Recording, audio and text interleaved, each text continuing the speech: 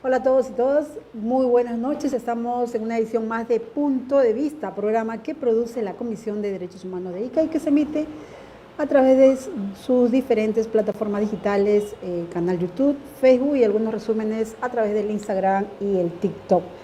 Punto de Vista, un programa que, un espacio para todas las voces de especialistas, trabajadores, ciudadanos de pie, representantes de sociedad civil, analizando siempre temas a profundidad.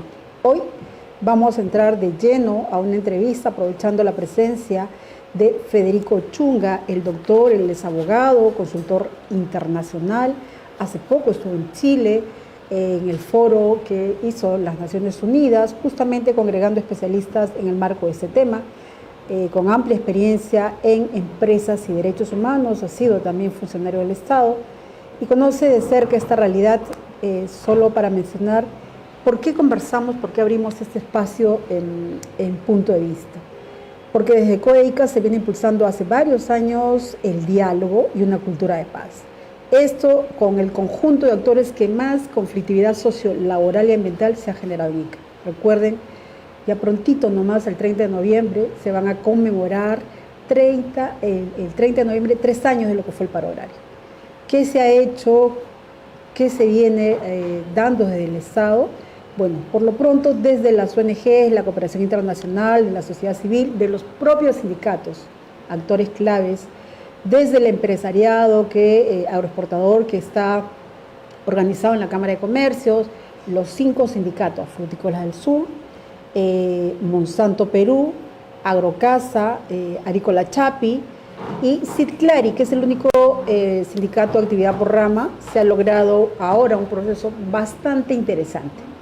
Esto de la mano con el trabajo de CODEICA, algunas instancias internacionales, y ahora la pelota está en la cancha del Estado. Antes, desde el Ministerio de Justicia, que ha estado impulsando el doctor Edgardo Rodríguez, el doctor Miguel Huertas, Federico cuando era, y le decimos Federico porque lo conocemos, una persona cercana a la casa, cuando fue funcionario del Ministerio de Justicia, pero hoy a través de una ordenanza que se ha hecho pública este mes de octubre, que coloca como un tema de interés ya para la región la relación entre empresas y derechos humanos, pero sobre todo implementar una política de Estado. Es importante establecer, informar qué cosas vienen adelante. Federico, bienvenido a Punto de Vista, muchísimas gracias. Tú en condición de especialista, abogado, cuéntanos cuál es tu primera lectura, cuál es el análisis, la mirada que le das a lo que se ha logrado hasta el momento en el trabajo, que parecía impensable, pero que hoy confluye en un conjunto de voluntad tanto política como de actores en este tema. Bienvenido a Punto de Vista. Buenas noches, Rosario, muchas gracias por la invitación. Sí, de hecho, la política pública de conducta empresarial responsable es una política que creo ya es una política de Estado. Ha trascendido varios gobiernos. Se tomó la decisión de elaborarla en el año 2017 bajo el gobierno del expresidente Kuczynski y empezó a implementarse en el gobierno del presidente, a elaborarse, perdón, en el gobierno del presidente Vizcarra. Ha atravesado todos estos gobiernos en este periodo de crisis política peruano y se ha mantenido durante todo este tiempo con un mismo esquema de trabajo y que fundamentalmente es el diálogo multiactor. Un diálogo multiactor entre iguales para elaborar, implementar y evaluar una política pública que tiene un objetivo común. Creo que lo que se ha ganado es que quede claro que el tema de empresas y derechos humanos debe ser tenido en cuenta en todas las políticas públicas, pero también debe ser tenido en cuenta en el ámbito empresarial. Los empresarios cada vez se están comprometiendo más en implementar a nivel corporativo dentro de sus propias empresas lo que se denomina la debida diligencia empresarial, que es un proceso operativo que fue una postura de Naciones Unidas que fue presentada inicialmente en los principios rectores de las Naciones Unidas sobre empresas y derechos humanos en 2011 y que ahora también está siendo parte del marco de la Organización para la Cooperación y el Desarrollo Económicos, la OCDE, la OIT y en general todos los gremios empresariales globales como la Organización Internacional de Empleadores, pero también lo están utilizando los gremios sindicales globales como Industriol, con quienes la semana pasada tuvimos un trabajo interesante en Lima con la Federación Nacional de Trabajadores Textiles. Creo que hay un consenso que se va a sentar cada vez más respecto del objetivo final del desarrollo económico. El objetivo del desarrollo económico no es solamente que el PBI crezca, no es solamente que la inversión crezca, sino es fundamentalmente que los derechos humanos de todas las personas, que la calidad de vida de todas las personas mejore sustancialmente, y en eso son fundamentales los esfuerzos que pueda realizar también el sector empresarial. Eso ha avanzado a nivel nacional y creo que a nivel regional, aun cuando hubo una debilidad del proceso de elaboración, que fue del 2019 al 2021, en descentralizar ese proceso, creo que ahora, desde el año pasado, con el apoyo de ustedes en ICA, de CODEICA, acá, pero también con el apoyo del Programa de las Naciones Unidas para el Desarrollo y otros actores, se está descentralizando el proceso y nos parece un muy buen paso que el gobierno regional de Ica haya aprobado a inicios de este mes una ordenanza regional que declara de interés regional la implementación del Plan Nacional de Acción en Ica, pero que además determina que todas las políticas regionales van a incorporar como enfoque sustancial el de empresas y derechos humanos, o también denominado conducta empresarial responsable. Sí, a ver, Federico, vamos a hablar por partes para que el público que está viendo Punto de Vista pueda entender, porque es bastante complejo el tema y a veces un poco denso, ¿no? O sea, hay que reconocer que hay un proyecto CERAL que ha sido también impulsor de esta ordenanza, que ha sido el año pasado, hizo todo un esfuerzo para que hubiera un conjunto de actividades que es conducta empresarial responsable en América Latina, no solamente en Perú, que está siendo impulsado por las Naciones Unidas. La Unión Europea, a través del proyecto Diálogo y Compromisos para el Respeto de los Derechos Humanos en las Actividades Empresariales, que es el que ejecuta CODEICA, Peroquidad, Cooperación, en fin, con el auspicio de Diaconía, también ha estado en este proceso. Nos hemos encontrado en estos espacios, ámbitos, con estos actores. Territorialmente estamos aquí más afirmados y la gente se pregunta qué cosa es conducta empresarial responsable, qué cosa es debida diligencia, enmarcados en un plan de acción de empresas y derechos humanos, qué empresas deben estar ahí, quiénes han sido consideradas. Recuerdo que en las reuniones que hemos tenido con los empresarios decían, ¿acaso los aeroportuarios somos los únicos que vulneramos derechos? ¿Por qué todo el peso cae en nosotros?, decían ellos, y se abría un poco la cancha para otros actores en el cual se va a instalar la mesa. Pero también hablamos de los principios rectores. Entonces, para que la población pueda entender un poco el plan de acción Empresas y Derechos Humanos, ¿qué es lo que busca? Y en particular, ¿por qué se determina esta relación entre las empresas y los derechos humanos, en particular de los trabajadores? El Plan Nacional lo que busca principalmente es que las empresas respeten los derechos humanos en todas sus actividades, ¿no? La obligación es de todas las empresas, sin importar su tamaño, origen, procedencia. Todas las empresas, incluyendo las grandes empresas, pero también las microempresas, tienen obligación de respetar los derechos humanos. Pero para que lo hagan, para que cumplan efectivamente esa obligación, hay un marco internacional que se ha creado a partir de los principios rectores de Naciones Unidas en el 2011, que les plantea utilizar un procedimiento operativo que tienen que implementarse en cada empresa. Ese procedimiento operativo se llama debida diligencia empresarial. Esa debida diligencia es un conjunto de 6 pasos que se van a implementar cíclicamente, es decir, que se desarrollan permanentemente y que empiezan con una voluntad casi corporativa, una voluntad de cada empresa de implementar este mecanismo y de dotar a la empresa de recursos, sobre todo cuando se trata de gran empresa, para que así funcione. Y luego un segundo paso que es importante, que se llama análisis de riesgos. Las empresas evalúan los riesgos en los que pueden incurrir en la vulneración de derechos humanos y a partir de eso determinan medidas para evitar esos riesgos e incluso, y ese es el tercer paso, e incluso para identificar ya vulneraciones que se hayan producido, cesarlas, repararlas y evitar que se repitan. Todo eso se hace en un diálogo con todos los actores involucrados. La empresa se relaciona con sus trabajadores, pero también se relaciona con sus usuarios. En algunos casos se relaciona con comunidades alrededor, con su entorno, sobre todo la gran empresa.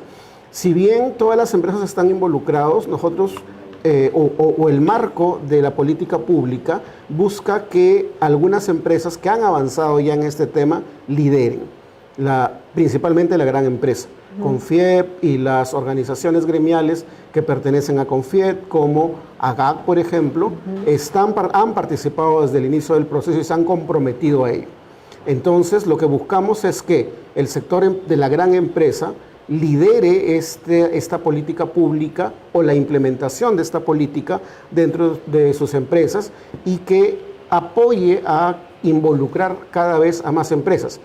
En primer lugar, a las empresas que contratan con estas grandes empresas agroexportadoras, pero también extractivas, pero también de manufactura, textil, en general todos los rubros. Ahora, sobre la base que tú refieres, sobre el comportamiento empresarial, sobre la debida diligencia, se desprenden los principios rectores, ¿no? O sea, en particular estos tres que tienen que ver con protección, con el respeto y con remediación, ¿no? Sobre todo en el caso de las empresas. Pero antes de esto, la importancia que refería sobre la publicación ya, porque no solamente es que se haya emitido la ordenanza, sino que ya está publicada, o sea, ya es política pública y eso es importante. ¿Cuál es la importancia para ICA en particular que esto se haya dado en el marco el Plan Nacional de Empresas y Derechos Humanos, entendiendo que hemos tenido y aún sigue con menos situación, menos peso, afortunadamente, el tema de esta relación de conflictividad entre estos actores? En el marco para ICA en particular, porque además también el Ministerio de Justicia y sus funcionarios nos decían que esto era piloto y una experiencia que si funciona en ICA puede referirse hacia otras regiones. El Plan Nacional es una herramienta del Estado y del sector empresarial para hacer debida diligencia empresarial. Se requieren muchos esfuerzos para hacerlo.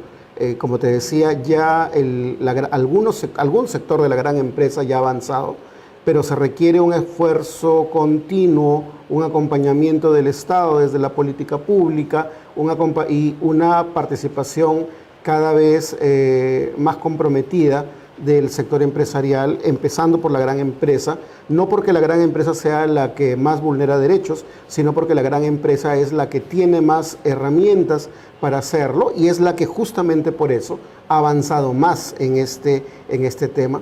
La gran empresa debe ser líder en este tema. De hecho, algunas empresas ya están ejerciendo ese liderazgo de la mano del Estado y dentro de esta política pública. El hecho de que ahora esta ordenanza regional, por una decisión además que fue motivada por actividades que se realizaron, como tú muy bien dijiste, con el apoyo del proyecto Conducta Empresarial Responsable en América Latina y el Caribe, en el que están involucrados tanto la OCDE como el Alto Comisionado de Naciones Unidas para el Desarrollo y la Organización Internacional del Trabajo, con el Programa de Naciones Unidas. A partir de esas actividades que las realizamos entre el año pasado y este año, porque yo participé como consultor de ese proceso, el gobierno regional de Ica decidió emitir esta ordenanza que lo que permite es articular al gobierno regional de Ica directamente con la política y aprovechar la herramienta para resolver problemas específicos que ocurren en Ica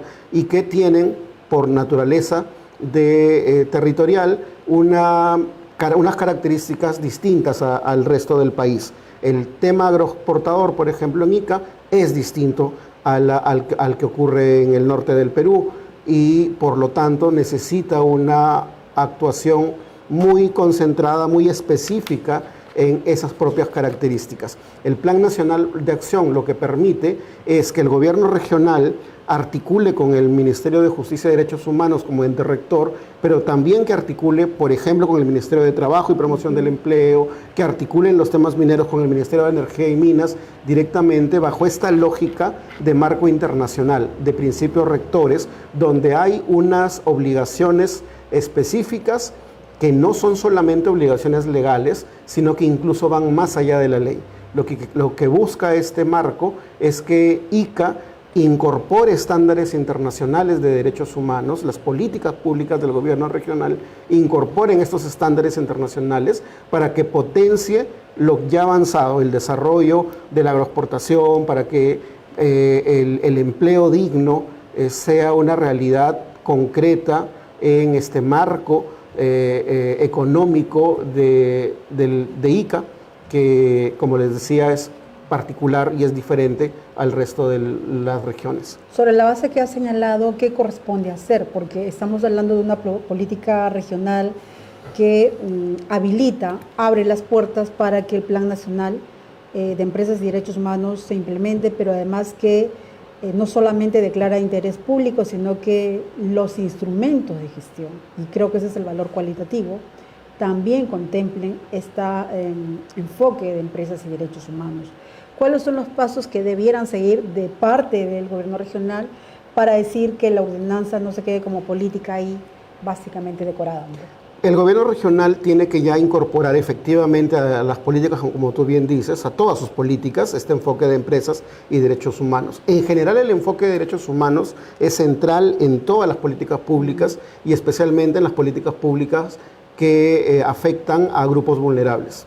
Grupos vulnerables como las mujeres, los trabajadores, los sindicatos, las personas con discapacidad, etcétera, un conjunto de grupos vulnerables. Lo que se busca ahora es que el gobierno regional, o lo que debiera hacer el gobierno regional, es identificar aquellas políticas que deben incorporar este enfoque, priorizarlas y hacer un trabajo técnico articulado con el Ministerio de Justicia y Derechos Humanos y con los otros ministerios competentes. De hecho, en los meses anteriores hemos sostenido reuniones de trabajo en el marco de este proceso de descentralización con el gobierno regional de ICA y hemos identificado algunos temas que podrían ser priorizados y que harían que algunos temas tanto de normativa regional, pero también de normativa nacional o de gestión pública sean fortalecidos para que se adecúen a este marco internacional, a los principios rectores, a la debida diligencia. Y no es solamente en los temas de agroexportación, es en general en todos los temas donde esté vinculado el sector empresarial, ya sea el gran sector empresarial o el micro o la mediana y la pequeña empresa.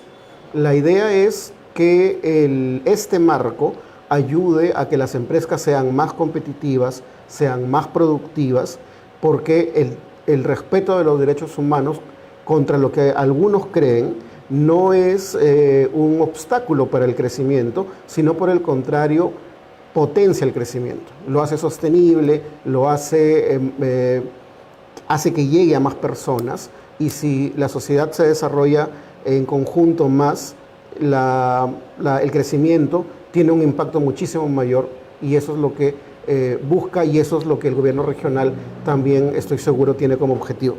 Acá hay tres responsabilidades que veo de manera directa, por decir. Una primera, ustedes estuvieron como Proyecto CERAL y Naciones Unidas capacitando, actualizando, teniendo una reunión, más que capacitando a los funcionarios del Estado, del gobierno regional, más o menos entre enero, febrero. La pregunta ahí es, echaba cuenta mientras te escuchaba hablar que desde la Gerencia de Desarrollo Social ya han habido 5 gerentes a lo que va de la fecha. Acaban de cambiar. Está ahora asumiendo el asesor del gobierno regional, el abogado Roberto López.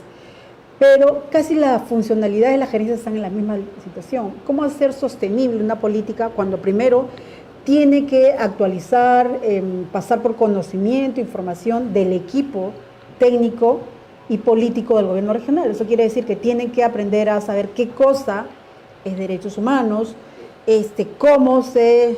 disculpando el término, cómo se come, qué se debe hacer, y ahí ya hay una situación complicada por lo que estamos viendo el gobierno regional, ¿no?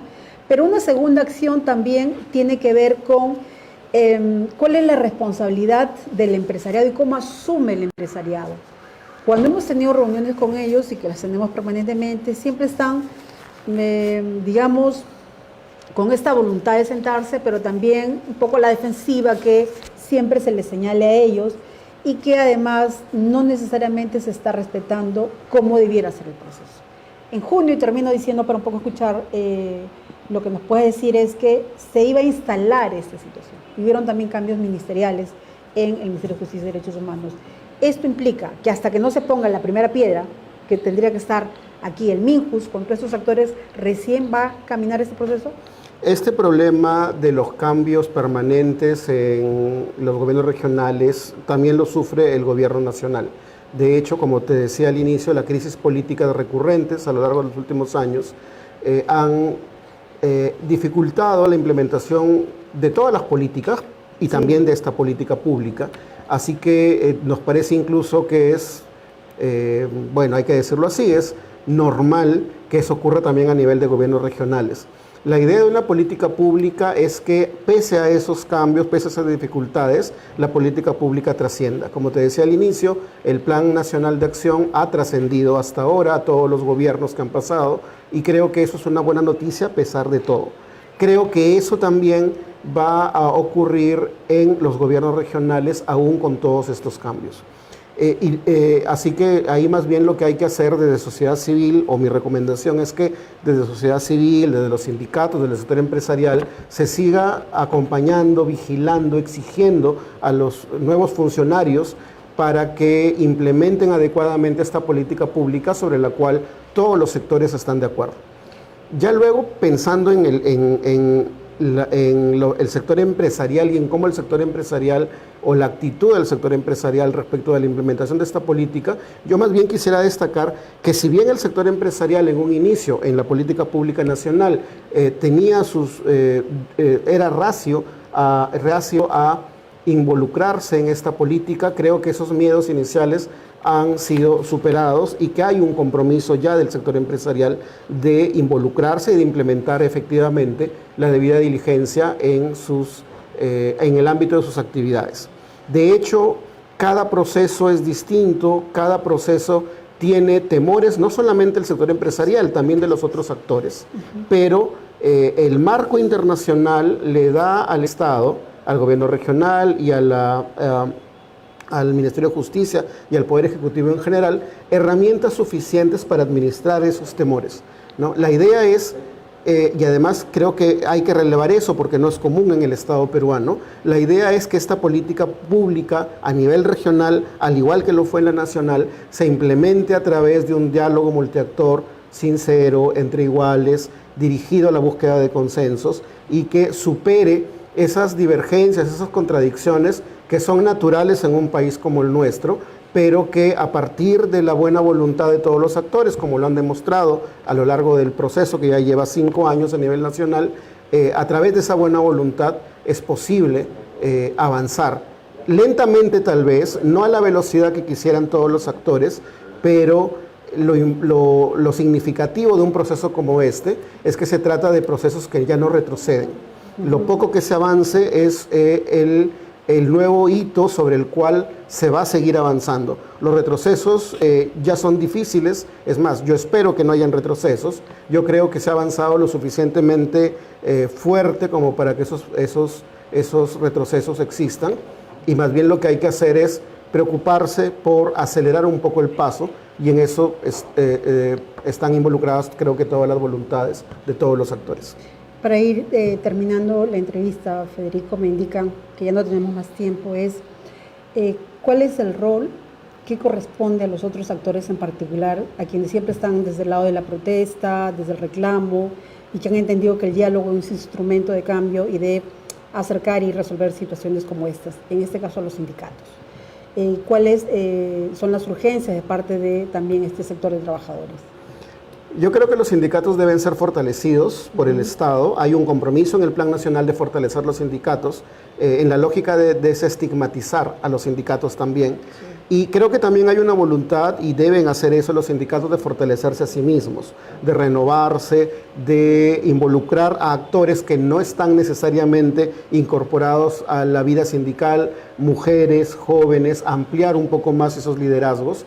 Y creo que la función de sindicatos, de la sociedad civil en general, es vigilar el proceso, hacer incidencia sobre el proceso, cuidar que el proceso no se desnaturalice, de que los objetivos que se plantearon en la política se cumplan. Y es un acompañamiento crítico, pero colaborativo, ¿no? Y CODEICA lo ha hecho, lo han hecho los sindicatos que han participado en el proceso, y creo que ya hay una experiencia ganada. De hecho, el proceso de implementación o de elaboración del Plan Nacional de Acción es una buena práctica internacional que viene siendo seguida por otros países. En Chile, como tú me dijiste, tuve la oportunidad de recibir esa información, de ser consultado por varios sectores, por algunos países incluso que están haciendo planes nacionales de acción ahora, o están evaluando y actualizando sus planes nacionales, para seguir esta lógica de participación, inclusión y diálogo multiactor de calidad, que es una deficiencia muy grande, no solo en el Perú, sino en Latinoamérica, y que a partir de esta experiencia creo que puede eso empezar a cambiar progresivamente. Además eso se vio en Chile porque se puso a Perú como un modelo de hacer un plan nacional de acción a empresas y derechos humanos de manera participativa, pero que además se está implementando, ¿no? Se le está dando cuerpo y no solamente ha quedado un documento de trabajo. Bien, Federico, muchísimas gracias por esta participación. Solamente algo final. Aquí, más o menos, ¿en cuánto será el tiempo estimado que podríamos decir ya hay algo encaminado? Eso va a depender en realidad de las coordinaciones que haga el Ministerio de Justicia con los actores. Yo he acompañado en algunas etapas como consultor externo ese proceso. No tengo noticias específicas en este momento, pero estoy seguro que esa voluntad del Ministerio de Justicia existe. La voluntad del gobierno regional ha sido ya reafirmada en esa ordenanza regional, y la voluntad del sector empresarial, del CODEICA, de las otras organizaciones de la sociedad civil y de los sindicatos, creo que está allí, y que eso, digamos en breve, en tiempos relativamente cortos, va a empezar a activarse, a articularse y a funcionar. Sí, muchísimas gracias. Además tuvimos acá al propio doctor Edgardo Rodríguez, director nacional de Derechos Humanos del Ministerio de Justicia hace 2 semanas, aquí en Punto de Vista, y él también nos detallaba esa situación, ¿no? Contento por el avance, pero también un poco decir, vamos a esperar la voluntad política y esperemos que eso sea pronto. Nosotros agradecemos a Federico Chunga, consultor internacional, experto en temas de empresas y derechos humanos, ha estado acompañando el proceso y sigue acompañando el proceso aquí en ICA, así es que esperemos tenerlos pronto también con nosotros. No nos queda más tiempo, creo que es solamente ir viendo lamentablemente el proceso, 3 procesos complicados en este momento, ¿no? La crisis política, lo que se viene dando a nivel nacional, el tema de la recesión que cada día se agudiza, y eso hace que también ya se sienta una situación muy, muy compleja a nivel de los actores más precarios. Hemos tenido talleres a lo largo de esta semana y hay situaciones bastante complicadas. Y lo tercero, a los señores, a las señoras, a las autoridades regionales y municipales, a ponerle punch a lo que tiene que ver con la crisis climática. Ojo, acaba de salir el informe de que varias municipalidades que están pidiendo dinero para enfrentar el fenómeno del Niño no han llegado ni siquiera al 35% de ejecución de gasto presupuestal. Sustanjay es una de ellas. Y es un distrito que está, según el informe del PNUD, va a tener afectación por el fenómeno del Niño. Así que no esperen, no estén pidiendo plata cuando ni siquiera han gastado el 50%, casi ya cuando estamos entre noviembre y diciembre. 2 meses para gastar 80% va a ser bastante complicado. Y varias municipalidades, la próxima semana vamos a tener un informe amplio, porque estamos solicitando información y estamos googleando para hacer qué está pasando y cuáles son las acciones de prevención, sobre todo con la crisis climática en ICA. Con nosotros será hasta el día martes, la próxima semana, aquí en Punto de Vista. Muchas gracias por seguirnos otra vez en las redes sociales y recuerden siempre compartir el programa. Muy buenas noches.